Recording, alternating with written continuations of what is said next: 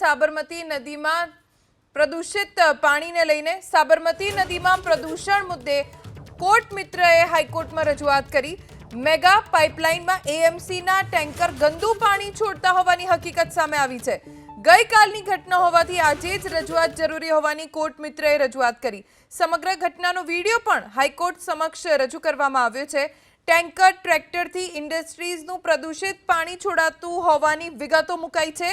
Court મિત્રને તમામ બાબતોનો ઉલ્લેખ કરતો રિપોર્ટ હાઈકોર્ટમાં રજૂ કરવા આદેશ છે।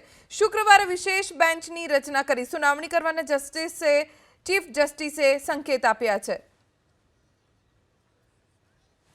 સાબરમતી નદીમાં પ્રદૂષણ મુદ્દે કોર્ટ મિત્રની હાઈકોર્ટમાં રજૂઆત એ છે કે મેગા પાઇપલાઇનમાં એએમસીના ટેન્કર ગંદુ પાણી છોડે છે એ હકીકત છે। ગઈકાલની ઘટના છે એટલે આજે જ રજૂઆત જરૂરી હોવાની કોર્ટ મિત્રએ હાઈકોર્ટમાં રજૂઆત કરી। ઘટનાનો વિડીયો પણ રજૂ કરવામાં આવ્યો છે। અમારા સંવાદદાતા તેજસ મહેતા પાસેથી જાણકારી પ્રાપ્ત કરીશું। તેજસ, હાઈકોર્ટમાં કોર્ટ મિત્રએ વિડીયો સાથે કેટલીક રજૂઆત કરી છે, શું રજૂઆત રહી અને હાઈકોર્ટ તરફથી શું કહેવામાં આવ્યું?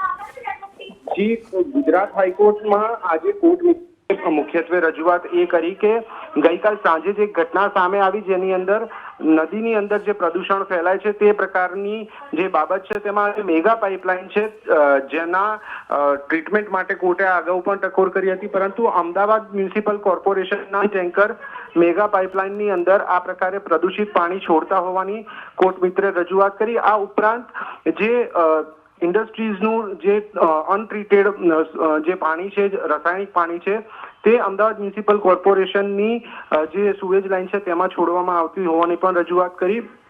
કોર્ટ મિત્રે આખા મુદ્દે જે ધ્યાન દોર્યું છે, કોર્ટે કહ્યું છે કે આ બાબતે તેઓ વિસ્તૃત રિપોર્ટ સોગંદનામા ઉપર રજૂ કરે અને ત્યારબાદ વિશેષ સુનાવણી માટે આખો જે કેસ છે તેને શુક્રવારે રાખવા માટે કોર્ટે તૈયારી બતાવી છે। વિશેષ બેન્ચનું ગઠન કરી અને શુક્રવારે આ સમગ્ર મામલે સુનાવણી હાથ ધરાશે તેવી કોર્ટે ટકોર કરી છે। જી, આભાર તેજસ જાણકારી આપવા માટે।